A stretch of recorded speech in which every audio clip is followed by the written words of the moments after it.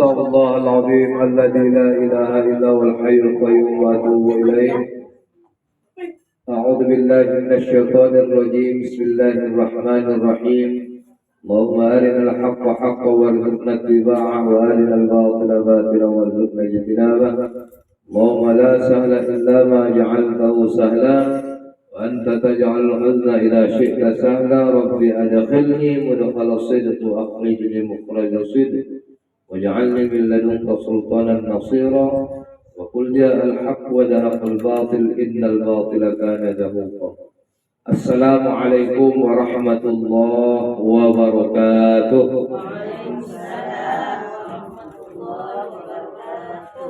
الحمد لله رب العالمين والصلاة والسلام على أشرف الأنبياء والمرسلين سيدنا ومولانا محمد وعلى آله وأصحابه رسول الله أجمعين. أما بعد، سبحانك لا علم لنا إلا ما علمتنا إنك أنت العليم الحكيم. لا حول ولا قوة إلا بالله العلي العظيم. قال الله تعالى في القرآن العظيم: أعوذ بالله من الشيطان الرجيم. بسم الله الرحمن الرحيم. إن عدة الشهور عند الله 12 شهرا في كتاب الله يوم خلق السماوات والأرض منها 4 حرم. صدق الله العظيم. Yang kami hormati, kami muliakan ahli baik beserta seluruh keluarga, ibu-ibu, orang-orang tua kami, jamaah yang dimuliakan oleh Allah Subhanahu wa taala. Mari kita memuji Allah Subhanahu wa taala di atas segala nikmat yang diberikannya kepada kita dengan mengucapkan alhamdulillahirabbil alamin, yang telah banyak memberikan kita nikmat, baik berupa nikmat materi, kesehatan, kesempatan dan keringanan langkah, serta nikmat iman dan Islam yang bisa kita tanamkan dalam kehidupan kita sehari-hari dalam upaya meningkatkan keimanan dan ketakwaan kita kepada Allah Subhanahu wa taala. Mudah-mudahan seluruh rangkaian amal ibadah yang kita kerjakan dalam kehidupan ini mampu menjadikan kita nantinya di hadapan Allah sebagai penghuni surganya Allah Ta'ala. Amin ya Rabbal Alamin. Berikutnya selawat merangkaikan salam kita persembahkan ke hadratul junjungan alam baginda Muhammad Rasulullah Sallallahu Alaihi Wasallam. Mengucapkan Allahumma salli wa sallim wa barik alaih. Mudah-mudahan kelak kita mendapat syafaat daripadanya di yaumil hisab. Amin ya Rabbal Alamin. Ibu-ibu, orang-orang tua kami, jamaah yang dimuliakan oleh Allah Subhanahu wa taala. Alhamdulillah, hari ini kita sudah berada di penghujung bulan Dzulqa'dah. Sebentar lagi bulan Dzulqa'dah ini akan berlalu dari hadapan kita. Sudah berlalunya bulan Dzulqa'dah, ada lagi bulan yang sangat istimewa di hadapan Allah Ta'ala, yaitu bulan Dzulhijjah. Allah Subhanahu wa taala berfirman dalam Al-Qur'an, "Inna 'iddatash shuhuri 'inda Allahi 12 syahran fi kitabillah yauma khalaqas samawati wal arda minha 4 hurum." Kata Allah, sesungguhnya jumlah bulan menurut Allah dalam ketetapan ciptakan langit dan bumi ini ada 12 bulan. Di antara 12 bulan itu, kata Allah, ada 4 bulan yang diharamkan oleh Allah Ta'ala, Ashhurul Hurum, yaitu bulan yang sangat istimewa di hadapan Allah. Kenapa dikatakan Ashhurul Hurum? Karena ketika di 4 bulan ini itu melakukan dosa, melakukan perbuatan buruk, melakukan maksiat di hadapan Allah, keburukan di hadapan Allah, maka keburukan perbuatan buruk itu akan dilipat gandakan oleh Allah Ta'ala. Dan justru sebaliknya, ketika di 4 bulan ini, di Ashhurul Hurum ini, kita melakukan amal ibadah di dalamnya, maka amal ibadah itu akan dilipat gandakan pula oleh Allah Ta'ala. Apa itu? Bulan Rajab, bulan Muharram, bulan Dzulqa'dah, bulan Dzulhijjah. Bulan inilah dia, bulan Sya'ban. Nah, oleh karena itu ibu jamaah rahimakumullah, sekarang kita berada di ujung bulan Dzulqa'dah. Bentar lagi lebih kurang 3 hari ke depan kita sudah memasuki bulan Dzulhijjah. Apa keistimewaan yang bagi orang-orang yang melakukan amal ibadah di bulan Dzulhijjah? Kata para ulama, barang siapa yang memuliakan atau menghidupkan 10 pertama bulan Dzulhijjah, dari mulai 1 Dzulhijjah, 2, 3, 4, 5, 6 sampai 10, maka Allah Subhanahu wa taala akan memberikan keistimewaan kepada mereka. Kalau kita muliakan bulan Dzulhijjah ini dengan melakukan amal ibadah di dalamnya, maka Allah Ta'ala akan memberikan keistimewaan dalam hidup kita. Apa keistimewaan yang diberikan Allah nanti? Yang pertama, Allah akan memberikan berkah pada umurnya. Dikasih Allah Ta'ala berkah kepada kita. Mendapatkan berkah ini payah. Ya, makanya ketika kita meminta berkah kepada Allah, kita harapkan dengan berkah yang diberikan Allah ini, bukan cuma hanya kita dapatkan berkahnya di dunia, tapi nanti ketika menghadap Allah di yaumil hisab, di hari pembalasan, berkah itu pun akan diturunkan oleh Allah kepada kita, akan diberikan Allah kepada kita. Bagaimana kita mendapatkan keberkahan itu? Ketika kita termasuk di dalamnya di dunia ini, ketika diperintahkan kita untuk melakukan amal ibadah terkhusus di bulan yang diharamkan Allah ini, termasuk di bulan Dzulhijjah nantinya, maka insya Allah mudah-mudahan berkah Allah itu bukan cuma hanya kita dapatkan di dunia ini saja, tetapi nanti ketika menghadap Allah Ta'ala di hari pembalasan, di hari pertanggungjawaban nanti pada hari pembalasan, mudah-mudahan berkah Allah itu pun akan diturunkan kepada kita. Selanjutnya ketika kita melakukan amal ibadah memuliakan bulan Dzulhijjah ini, maka Allah Ta'ala terus akan menambahkan rezekinya. Ketika kita dekat dengan Allah Ta'ala, insya Allah jangan kita takut miskin. Kalau sudah kita dekat kepada Allah, jangan takut kita susah. Ayo kan, sekarang persoalan kita ni, persoalan manusia, kenapa manusia tak mau beribadah? Jawapan cuma satu, takut miskin. Kenapa? Nanti aku beribadah pula kok, aku rit yasin, tak tutup juga lah nanti jualanku, jualan aku kang, aku buka jualan ni kang, dapat ku juga ku palah itu. Artinya apa? Takut kita hilang kajo kita. Padahal sudah jelas kata Allah dalam Al-Quran, wa may yattaqillaha yaj'al lahu makhraja wa yarzuqhu min haitsu la yahtasib. Ayat 1006. Ya, yang namanya kajoki itu tak disangka-sangka. Ya, tak disangka-sangka kajoki itu akan diberikan Allah kepada kita. Manakala kita sudah dekat kepada Allah, melaksanakan yang diperintahkan Allah dan menjauhi setiap yang dilarang Allah, taat kita beribadah, maka insya Allah segala usaha kita itu tidak akan menjadikan kita miskin di hadapan Allah Subhanahu wa Ta'ala. Justru bagi kita, ketika kita dekat kepada Allah Ta'ala, maka rezeki itu pun terus akan diberikan Allah kepada kita. Selanjutnya Allah Ta'ala akan menjaga diri dan keluarga kita. Makanya ketika kita meminta kepada Allah Subhanahu wa Ta'ala supaya kita dihindarkan dari fitnah, dihindarkan dari api neraka, dimurahkan rezeki kita, keluarga kita, maka insya Allah mudah-mudahan dengan dekatnya kita, dengan melakukan amal ibadah kepada Allah Subhanahu wa Ta'ala, mudah-mudahan seluruh amal ibadah kita berpotensi baik, dan mudah-mudahan dengan amal ibadah yang kita kerjakan itu, mudah-mudahan menjadikan kita menjadi orang-orang yang taat kepada Allah Subhanahu wa Ta'ala. Lalu ibu jamaah rahimakumullah, apa amalan-amalan sunnah yang bisa kita kerjakan nanti memuliakan bulan Dzulhijjah ini? Yang pertama, bisa kita melakukan amal ibadah yang melaksanakan puasa sunnah selama 10 hari di awal bulan Dzulhijjah. Masuk nanti hari pertama, Bu, yang 28, 29, 30, tanggal 1. Jumat, Sabtu, Minggu, Senin. Ya, kalau tak Senin, Selasa sudah masuk bulan Dzulhijjah.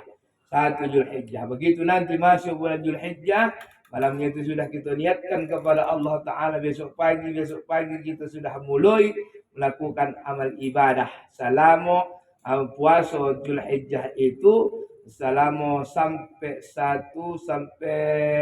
7 hari. Ya, 1 Zulhijjah, 2, 3, 4, 5, 6, 7. Namanya puasa Zulhijjah. Masuk nanti hari ke-8, masuk nanti puasa Tarwiyah. Masuk hari ke-9 puasa Arafah. Tak dapat seminggu, pinomat 1 hari. Tak dapat 1 hari, pinomat 2 hari. Tak dapat 2 hari, tak dapat sehari, pinomat habis. Pinomat kita muliakan bulan Zulhijjah ini. Jangan kita dulu makan, hendak berangkat solat ke masjid, solat Idul Adha, namanya imsak. Pinomat itu habis nanti pulang dari masjid baru kita makan. Tak dapat juga itu, udah lah bonamkan badan awak kapakai. Tapi saya tak tahu lagi apa bukan itu. Kan? Pinomat itu. Kan? Beda dia dengan hari Idul Fitri. Kalau Idul Fitri kita disunnahkan berangkat ke masjid, sebelum berangkat ke masjid makan dulu seadanya. Makan dulu seadanya, bukan makan konyang-konyang namanya. Makan seadanya. Kalau makan konyang-konyang nanti pakai tehap. Kalau makan seadanya gantung tehap tu. Nak keluar hendak tidak, kan? Ini dia makan seadanya. Ini sunnah. Tapi kalau di bulan Zulhijjah ini, sebelum kita berangkat ke masjid, habis nanti turun, pulang nanti dari masjid, sudah melaksanakan sholat, baru kita namanya berbuka, imsak namanya. Binomat itu. Kalau bisa di tanggal 9 Zulhijjah nanti kita melakukan amal ibadah. Orang melaksanakan wukuf di padang Arafah, kita muliakan diri kita untuk memuliakan hari Arafah itu dengan melakukan ibadah sunnah, melaksanakan ibadah puasa sunnah Arafah. Ya kan, puasa sunnah Arafah itu diperintahkan kepada orang yang tidak melaksanakan ibadah wukuf di padang Arafah. Orang yang wukuf itu tidak diperintahkan untuk melaksanakan puasa Arafah. Kenapa? Sebab mereka sedang melaksanakan wukuf di padang Arafah. Bagi kita, kalau hendak mendapatkan kemuliaan dari Allah Ta'ala, ketika orang nanti pada tanggal 9 Zulhijjah orang sedang melaksanakan wukuf di padang Arafah, maka kita melaksanakan puasa sunnah binomat 1 hari di hari Arafah tersebut. Su'ila an saumi Arafatin yukaffiru sanatul madiyah wal baqiyah. Kata Rasul, pernah ditanya Rasul, ya Rasulullah, apa keistimewaan puasa Arafah? Beliau menjawab, puasa Arafah itu su'ila min saumin Arafatin yukaffiru sanatul madiyah wal baqiyah. Puasa itu menghapus dosa setahun yang lalu dan 1 tahun berikutnya. Bayangkan Bu, gitu tak ada jaminan tahun muka bisa berjumpa dengan dunia ni atau tidak, wallahu a'lam. Entah sudah sampai gitu ke alam kubur. Tapi dengan memuliakan puasa Arafah ini, dosa kita tahun yang lalu yang sudah kita lewati dan 1 tahun yang akan datang belum kita jalani, akan dimuliakan oleh Allah Subhanahu wa Ta'ala, memberikan pahalanya kepada kita. Dari kalender itu tanggal 29 Idul Adha, berarti tanggal 28 hari Rabu. Itulah hari Rabu lah puasa Arafah itu. Ya. Ila min shaumin Arafatin yukaffiru sanatul madiyah wal baqiyah. Pinomat 1 hari. Kalau dapat pakai tarwiyah hari ke-8. Berarti hari ke-8 itu nanti pada tanggal 27. Kalau nengok kalender itu ya 27. Nengok kalender itu puasa tarwiyah. Kalau bisa dari mulai hari Senin besok atau Selasa besok, sudah kita mulailah untuk melakukan puasa Zulhijjah. Yo, niatnya beda-beda. Kalau kita pertama dari mulai 1 sampai dengan nanti 7 Zulhijjah, niat puasanya nawaitu sauma ghadin an adai fi syahri Dzulhijjati sunnatan lillahi ta'ala. Nawaitu sauma ghadin an adai fi syahri Dzulhijjati sunnatan lillahi ta'ala. Sengaja aku puasa sunnah bulan Zulhijjah esok hari karena Allah Ta'ala. Itu kalau dia kita puasa dari mulai 1 sampai tanggal 7 Zulhijjah. Puasa Zulhijjah. Masuk nanti hari ke-8 puasa tarwiyah, niatnya sudah berubah pula. Nawaitu sauma ghadin an adai sunnatin yaumit tarwiyati lillahi ta'ala. Nawaitu sauma ghadin an adai sunnatin yaumit tarwiyati lillahi ta'ala. Nah, kumit po na kalian Ustaz. Bahasa Indonesia ada mati. Sengaja aku besok hari puasa sunnah tarwiyah karena Allah Ta'ala. Yuk. Itu puasa tarwiyah di hari ke-8. Masuk hari ke-9 ketika orang tadi saya katakan melaksanakan wukuf di padang Arafah, kita di sini melakukan ibadah puasa. Kenapa? Hari ini ya kan siang ini kita puasa, nanti malam sudah masuk malam Idul Adha ya. Nah, niat puasa sunnah hari Arafah, nawaitu sauma qadin an adai sunnatin yaumin arafatin lillahi ta'ala. Nawaitu sauma qadin an adai sunnatin yaumin arafatin lillahi ta'ala. Alam pa mo na belok lidahku yang salah-salah kang takilik lidahku. Bahasa Indonesia dah mati. Sengaja aku besok hari puasa sunnah Arafah karena Allah Ta'ala. Sudah. Lanjut puasa. Takut awak niat saja, pelaksanaan tak ada. Aku besok Ustaz nak masak lontong. Takut aku kahon tanang kurang garam, tanang kurang lemak. Tak jadi, akhirnya aku tak jadi puasa. Bilamat bu, tempatkan diri kita yo. Kenapa? Karena tak ada lagi usaha kita dan bisa kita kojokan. Ya kan tak bisa. Awak tak pejabat, awak tak orang kaya, ataupun pas-pasan, itu pun kalau ada pas-pasan. Takut awak terus tak ada, jadi rebutan pula lagi. Jadi kalau namanya amal ibadah itu siapa nak merebutnya? Tak akan bisa terebut. Tak akan bisa dijuri. Maka kesempatan yang diberikan Allah kepada kita ini, maka kita gunakanlah untuk mendekatkan diri kepada Allah Subhanahu wa Ta'ala. Selanjutnya yang kedua adalah melaksanakan haji dan umrah bagi yang mampu. Bagi yang mampu yuk laksanakan haji dan umrah bagi yang mampu.